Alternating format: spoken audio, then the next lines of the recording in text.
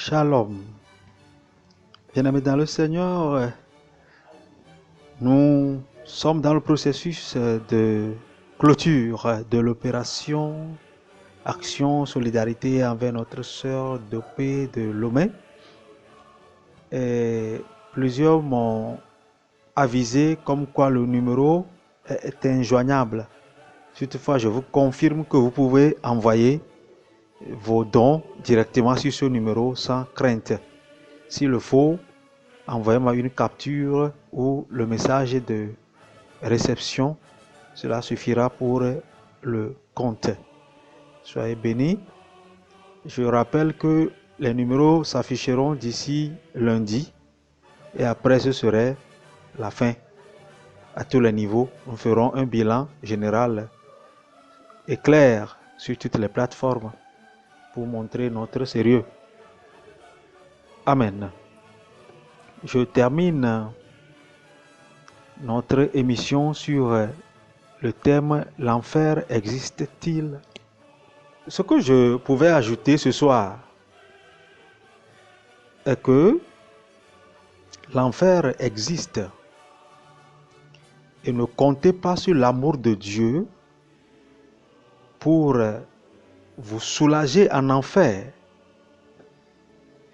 Il dit dans Matthieu 22, verset 13, « Alors le roi dit aux serviteurs, « Liez-lui les pieds et les mains et jetez-le dans les ténèbres du dehors où il y aura des pleurs et des grincements de dents. »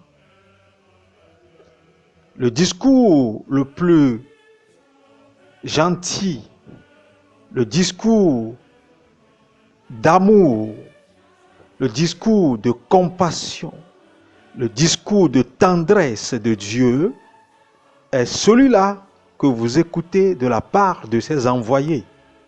De l'autre côté, ce n'est pas aussi tendre. En ce jour-là, les violeurs, les menteurs, les adultères, les incrédules, les craintifs ou les lâches se rappelleront de chaque œuvre, de chaque action qu'ils ont posée.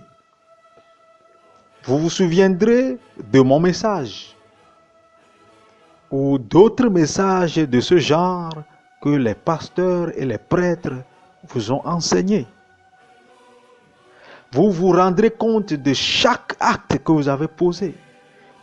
Il est dit que Dieu a 2 livres. Un livre dans lequel le bilan de tous nos péchés sont consignés et l'autre qui est le livre de la vie. Bien-aimé, c'est ici la repentance. Ne pense pas qu'après ta mort, une prière peut te sauver de l'au-delà. La Bible dit que les menteurs n'auront pas part au royaume. Un sondage a démontré que 92% des habitants américains mentent au quotidien. Imaginez l'ampleur du dégât dont nous vous parlons. Apocalypse 21, verset 8. Mais pour les lâches, les incrédules, les abominables, les meurtriers, les impudiques, les enchanteurs, les idolâtres et tous les menteurs, leur part sera dans les temps ardents de feu et de soufre, ce qui est la seconde mort. Récemment, il y a eu des massacres, des fusillades dans une école.